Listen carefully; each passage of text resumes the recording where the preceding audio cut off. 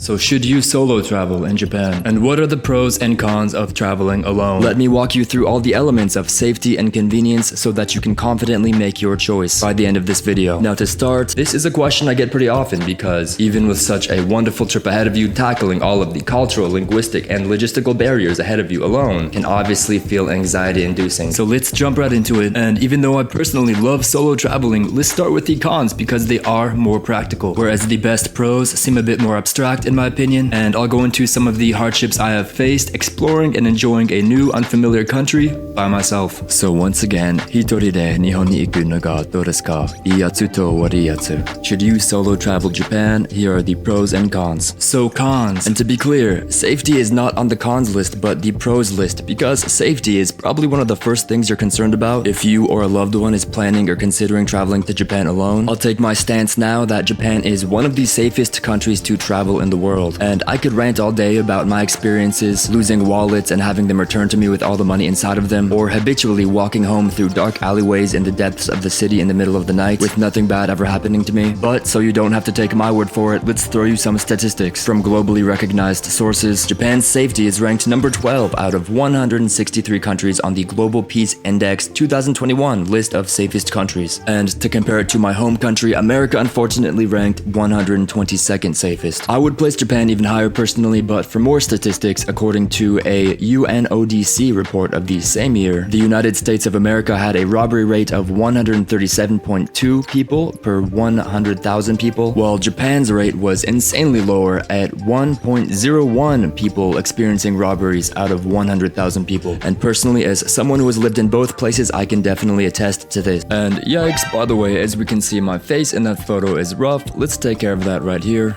I gotta say, I do love adding the screenshots of the questions I get while I live stream because interacting with all y'all is my favorite part of making this content, but very much the faces I make in them are a gamble, a face roulette and a half, but what can you do? So moving on, I feel exponentially safer in Japan at any given situation, and if asked, Wes, would you send a loved one alone to Japan? I would easily say, yes, go have a blast. I would feel completely cool leaving my younger sibling alone in the back alleyways of downtown Tokyo with nothing but like a sock full of quarters and dimes or something. Go have a blast. It's very safe. Anyway, stats aside, just the strong sense of community and social responsibility the country has shown me, and the cultural norms and values such as politeness and respect for others just makes a generally peaceful and welcoming environment. That being said, unfortunately, I do have to touch upon the fact that it is different traveling anywhere as a woman versus as a man. Japan is no exception, and I've definitely heard plenty of stories of guys hitting on girls traveling alone to the point where it gets uncomfortable, and I've mainly heard these stories from my Japanese friends, but it definitely happens to travelers too. So if you are a girl and traveling alone, definitely keep a heightened sense of situational awareness and watch out for shady hosts that might be very persistent in trying to talk to you. And take the advice from my friends that are girls in Japan. Don't worry about cultural norms. If you feel creeped out, don't be afraid to make a scene, yell at them, and of course even shout for the police if you feel it's necessary. Creepy people are often cowards. Beat them away with a sock full of coins. And all over Japan there are amenities to circumvent this, like women-only train cars, and in nightclubs there are women-only sections of the dance floor, so you should be aware of these too. But still, I think Japan is much safer even for solo women travelers than many other countries. So back to the main solo traveling cons for your consideration if you are planning a trip. First comes down to teamwork can really go a long way when you travel. Everything from going to the bathroom at the airport, you can take turns watching the luggage, to delegation of tasks. You can have one friend make reservations at the onsen bathhouse while you call the taxi. I can't tell you how many abysmal times I've had when I had to go to the bathroom and I'm in between hotels and I just end up bringing a huge rolling suitcase and a large backpack into a tiny stall because I don't want to leave my luggage unattended. Even going into like a family mart to buy an onigiri when you have a ton of luggage is a hassle and a half. So many small inconveniences can just be avoided if you have one friend with you. Just gotta make that a single friend, I promise. Now these things stress some people out more than others and can often be avoided with a bit more preparation and planning, but 100 small problems in a day in an unfamiliar country where you don't know the language can hit harder than some people think. And if you're not prepared for that before you go into a solo trip, it would be a shame to let small things ruin what would otherwise be a beautiful experience. Even like a dead cell phone battery when you're alone can completely take the rug out from under your day, whereas a dead cell phone battery with a friend is just less pictures for you. I have had experiences in the past 3 years traveling around Japan solo where I have very much been in a state of chaos, moving out of one Airbnb and searching for the next one across the country alone, carrying heavy camera gear, luggage, and with an unstable cell phone own connection. I am fine with that personally, but if it's your first trip to Japan, or if you just know that this is not something that's within your comfort zone, then I would recommend considering traveling with a friend. So second con of traveling with someone else is the other side of the same coin of companionship. Basically, as much as I don't like to admit it, when I first moved to Tokyo, I did feel kind of isolated and lonely. It can be difficult to make friends in a new country, whether you're here for 2 weeks or moving here for a long time like I did. And while there are many avenues to make friends with locals or other travelers while you're here on your trip, it's hard to beat the lasting memories and deep connections you will form with a friend or family member while experiencing new things in this beautiful country. Memories of beautiful shrine hikes or unique izakayas will burn twice as bright and live on twice as strong because they exist within your friend as well as within you. And I also think that the confidence to try new things, which I highly recommend doing when you travel in Japan, is boosted sevenfold when you have someone trusted and familiar at your back. In other words, these pros of traveling with a partner become the con of solo traveling. However, there is one awkward caveat to this that I would be remiss if I didn't touch upon, which is the stress and the unpredictability of traveling can put strain on a relationship if not properly prepared for. In Japan and in America, I've seen these factors lead to arguments between travel companions that have seemingly gone past the point of repair, unfortunately. One example, I once met a group of friends that were traveling together in Tokyo, and while helping them plan out their nightlife schedule, they unloaded upon me their story of how their dispute over what was an appropriate daily budget had led them to basically cut ties with 2 members of their group who had previously been what I heard were good friends. The story was a couple of the members felt like they were missing out on once-in-a-lifetime travel opportunities because the others didn't have it in their budget to pay for them, while the other members felt like they were being dragged along to spend way over their budget, breaking their bank while they wanted to do much more affordable or free Japanese trip experiences. So that sucks, and all of that can be avoided by discussing and outlining your itinerary as a group before you take the trip, and honestly communicating your budget boundaries, as well as your expectations for what you want to experience. Even still though, seemingly small miscommunications, misunderstandings, or mistakes can be exacerbated or blown out of proportion when you're in the high-risk, high-reward environment of an exciting trip with fun opportunities but also unfamiliar culture, language, and landscape. I saw this firsthand in the painful experience of one of my acquaintances breaking up with her boyfriend mid-trip when they came to Japan over seemingly just 100 small and trivial arguments building up, like the boyfriend called a taxi to the wrong restaurant with a similar name, or the girlfriend was tired and wanted to stay and get over jet lag in the hotel while the boyfriend wanted to go out and experience Shinjuku nightclubs. Things that would be like nothing arguments if they were at home. But again, things like unfamiliarity in travel can compound these negative emotions. A beautiful trip can really make but also break your connection with someone, and that couple had a messy breakup like a week into their trip and flew home sitting next to each other a week later with what I can only imagine was the most awkward plane ride. So avoid that, right? And ironically, I would recommend overplan even more so if you're traveling with a group than if you're traveling solo and have more flexibility and leeway to improvise your way through your day. Now, the last con of solo traveling before I segue into the much more exciting pros is I'm gonna touch back upon safety. Not even having anything to do with crime, this is just common sense. It is statistically safer to travel with a partner. Even within an extremely safe society, God forbid you have to deal with any accidents or natural disasters, getting lost alone in the dense forests at the base of Mount Fuji, or dealing with food poisoning alone in your hotel room. If you solo travel, you should really take the time to self-examine your capacity for risk management or chaos management and prepare accordingly. And maybe I'll make a whole video on how I believe you should do so sometime down the road too. But until then, let's finally get into the pros of solo traveling Japan. Woo! And why I believe it's a life-changing experience that you should dive headfirst into. Just to sum everything up in the beginning, I think you can make more local friends and have the most unique Japan experiences if you solo travel. First, because of the culture's uniquely group-oriented way of socializing, and second, because of the flexibility and freedom of traveling alone. So, why will it be easy to make friends if you travel alone, specifically in Japan? I'm gonna paint a picture of some of the times I've made my best lifelong friends in Japan while being out and about alone and meeting new groups of people that have kind of adopted me into their social plans for the day or the evening. It all starts with starting a conversation with a group or an individual in Japan that I get a good vibe from. And you know, trust your instincts on this. But one time I complimented a dude on his skateboarding and he asked me out to join him and his friends for lunch, and they became some of my good friends in Kyoto. And multiple times I've started a conversation through a compliment with a group of people at a bar or a cafe, and then they ask me if I want to join them at their next location, which has helped me find the super unique and local establishments that I don't think I could have ever found by chance or online. This has happened a lot, even before I could speak Japanese, and sometimes it's the other group or people that initiate the conversation too. But looking back, this has only really ever happened to me when I'm out and about alone. I think this is because of Japan's unique group-oriented way of socializing, where there's a stronger sense of who's inside the group and who's outside the group than there is in many Western countries. This isn't as much a way of excluding other people as it is making sure that everyone in the group is comfortable with everyone else and can comfortably relax and let loose. This is specifically important in a society that puts a lot of emphasis on being polite and respectful and somewhat reserved in your day-to-day interactions with others, which is something that I wholeheartedly love about Japanese society. But it's important to have a space with friends where you all know that none of those things matter too much with each other, so the group mentality is more defined, consisting of group members who you know you can chill with, acting without reservation. And there's a word for this construct called uchisoto, and I've oversimplified this and overlooked factors such as senpai-kohai culture, but the point is, it's much easier to indoctrinate one new member into this group, hopefully being you or me, than it is to bring in multiple other members into the group that might have an unknown group dynamic. I hope that makes sense to you, and I hope I didn't overcomplicate making friends in a new country. And I know connections come organically, and I promise I don't approach people all like, oh, don't worry, I psychoanalyzed the cultural anthropology of how to make a friend. Like some sad how to make a friend wikihow. I don't do that. But it's something that I found important to comprehend and work within, especially when my lifeline for any social life whatsoever when I moved to Japan depended on meeting new groups of people. So in conclusion, a big pro for solo traveling in Japan is the opportunities to meet new groups of local people who will show you new experiences specific to Tokyo, Osaka, Kyoto, which I find to be the most fulfilling and memorable experiences when you're interested in a new country and a new culture. The next pro to solo traveling is that you have the freedom and flexibility to do so and make spontaneous travel choices. Piggybacking on my last point for solo traveling, I've oftentimes changed my whole weekend plans due to a cool group of people that I've met who have invited me on a small road trip or told me about a cool local festival. And this happens more often than you might think, even if it's like not local Japanese friends that you make. Again though, I do hear myself, so for my own well-being, always trust your intuition. I can't have you getting all kidnapped then say, oh, but Wes told me to go talk to these strangers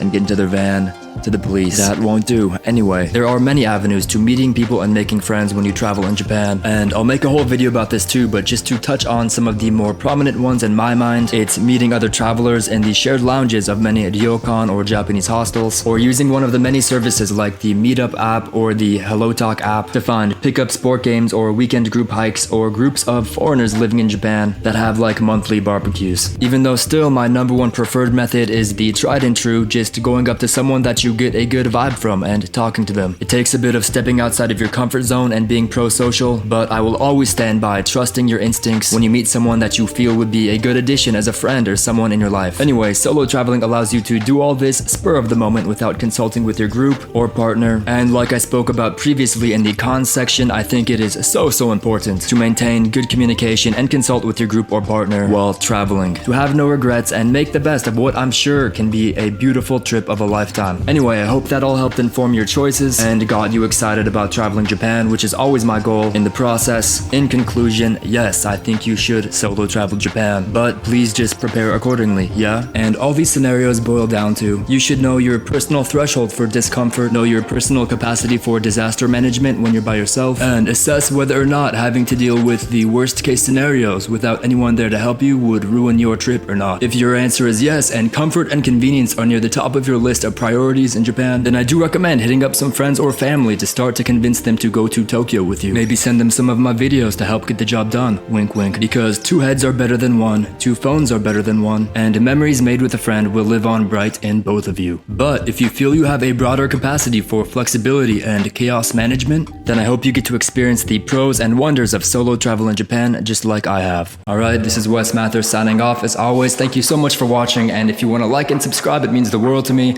more than you know. And if you feel so inclined, please leave a comment as well. A lot of the trajectory of where I go with my content comes from feedback like that, so if you have ideas of videos I should make, let me know, yeah?